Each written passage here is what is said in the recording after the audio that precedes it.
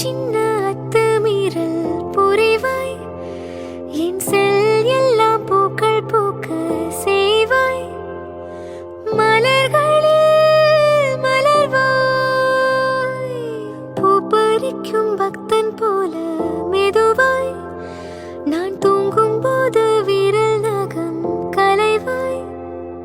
சத்தமின்றி துயில்வாய், ஐவிரல் இடுக்கில் ஒளிவெண்ணை பூசி சேவைகள் செய்